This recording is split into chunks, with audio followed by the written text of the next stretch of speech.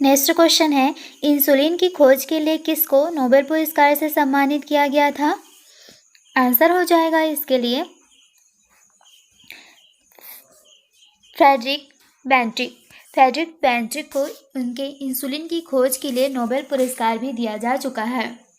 Insulin की खोज 1921 में बेंटिक एवं बेस्ट ने किया था।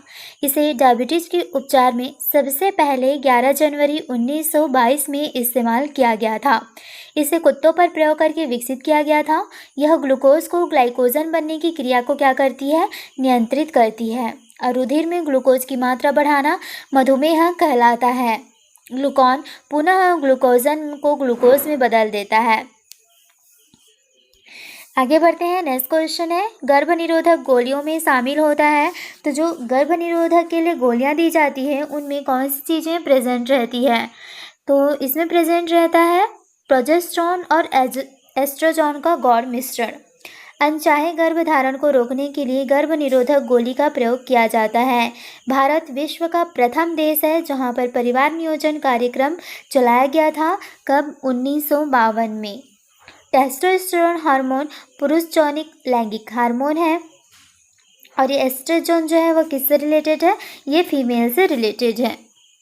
आगे बढ़ते हैं। निम्न में से कौन सा हार्मोन थायराइड ग्रंथि द्वारा स्रावित नहीं होता है? तो थायराइड ग्रंथि, यहाँ से थायरॉक्सिन हार्मोन जो है वो रिलीज होती है। और कौन सी चीज़ें इनमें से रिलीज नहीं होती? तो देखिए, थायरॉक्सिन तो होती है, कैल्सिटोसिन भी होती है, ट्राई आयोडोथायरोन भी होती है, लेकिन थायमोसिन नहीं होता है। नेक्स्ट है, निम्नलिखित में से किसकी उच्च स्तर में उपस्थिति से मधुमेह या डायबिटीज़ होता है? तो ग्लूकोज की मात्रा अगर ज़्यादा हो जाती है तब इसे क्या कहा जाता है? डायबिटीज़ कहा जाता है। इंसुलिन जो होता है ग्लूकोज से ग्लाइकोजन बनने की जो क्रिया होती है उसी को नियंत्रित करता है और इंसुलिन के अल्प स्रावन से मधुमेह नामक रोग हो जाता है। इंसुलिन कम स्रावित होगा तो शर्करा की मात्रा बढ़ेगी और यही डायबिटीज़ होता है। नेक्स्ट है, मनुष्य के शरीर की वह ग्रंथि जो एंजाइम और हार्मोन दोनों की ही तरह स्रावित करती है।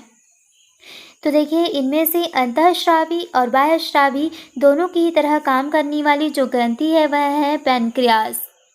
तो पैनक्रियास में एंजाइम और हार्मोन दोनों ही स्राव करने की शक्ति होती है, इसीलिए इसको कहा जाता है कि अंतःस्रावी और बाह्यस्रावी दोनों की ही तरह काम करता है। अंतःस्रावी में नलिका नहीं होती है और बाह्यस्रावी में नलिका प्रेजेंट रहती है।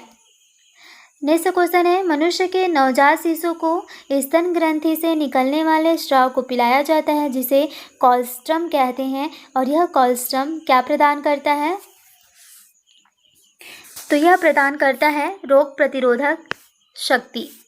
ऑप्शन नंबर बी, मनुष्य के नवजात शिशु को स्तन ग्रंथि मेमरी ग्लैंड से निकलने वाले स्राव को पिलाया जाता है जिसे कोलोस्ट्रम कहते हैं और इस कोलोस्ट्रम में रोग प्रतिरोधक शक्ति होती है।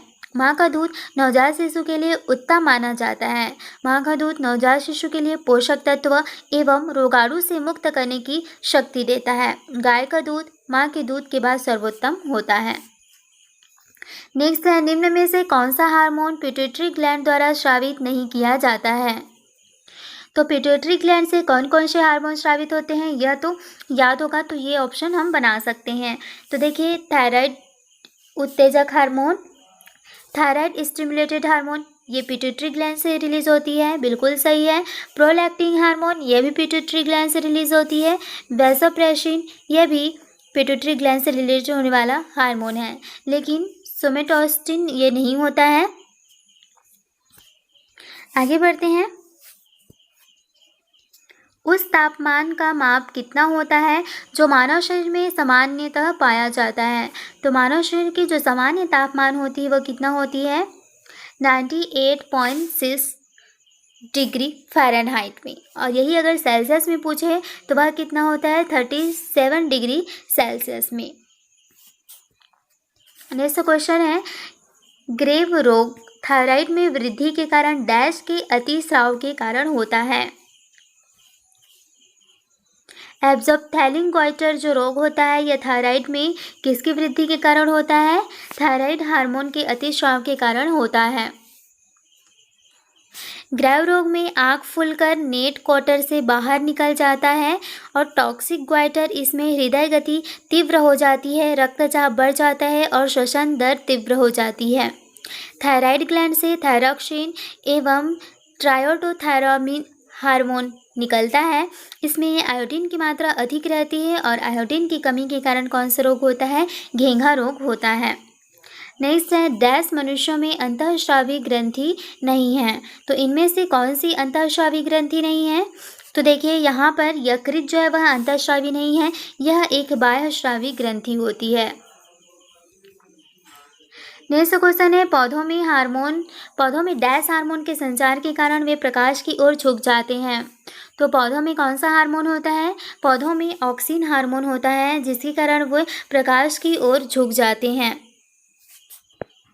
अब देखिए यहाँ पर साइटोकाइनिन के बारे में बताया था कि कोशिका विभाजन में सहायक होती है और ये बीजों के अंकुरण में भी सहायक होती है। यह प्रकाश की ओर झुक जाते हैं या फिर जो पेड़ पौधे होते हैं उनमें फल और फूल होते हैं उनको झड़ने से रोकता है, यानी कि वो जो पेड़ में ही लगे रहें इसके लिए वो सहायता करता है। एब्सिसिक एसिड क्या होता है? एब्सिसिक एसिड वृद्धि रोधक हार्मोन है। जिब्रेलिन क्या होता है? यह बौने पौधे को लंबा करता है। नेक्स्ट क्वेश्चन है वृद्धि हार्मोन क्या करता है? वृद्धि हार्मोन कभी कभी विकास प्रोत्साहक और कभी कभी विकास अवरोधक के रूप में काम करता है। वृद्धि हार्मोन सोमेटोट्रॉपिक हार्मोन है। यह शरीर की वृद्धि विशेषता हड्डियों की वृद्धि का नियंत्रण करता है। नेक्स्ट है पौधों में बौनापन निम्नलिखित में से किसके उपचार द्वारा नियंत्रित किया जा सकता है? तो पौधों में जो बौनापन होता है उसके लिए किसका उपयोग कर सकते हैं हम? जिब्रेलिन्स का उपयोग कर सकते हैं। जिब्रेलिन्स क्या करता है? यह बौने पौधे को लंबा कर देता है। साइटोसाइनिन कोशिका विभाजन करता है। ऑक्सिन जो होता है पौधे की प्रकाश की ओर झुकता है और जो पेड़ पौधे होते हैं उनमें फल लगे होते हैं, फूल लगे रहते हैं, उनको पेड़ों में रहने के लिए सहायता करते हैं ताकि वो पेड़ पौधे से गिरे नहीं। एथिलीन क्या होता है? फलों को प्राकृतिक रूप से पकाने में सहायता करता है। नेक्स्ट है पौधों का सार्वभौमिक प्राकृतिक ऑक्सीजन क्या है? तो कौन सा प्राकृतिक ऑक्सीजन है? आंसर हो जाएगा option number C, IAA। Next question है निम्नलिखित में से कौन सा जानवरों में पाया जाने वाला हार्मोन नहीं है?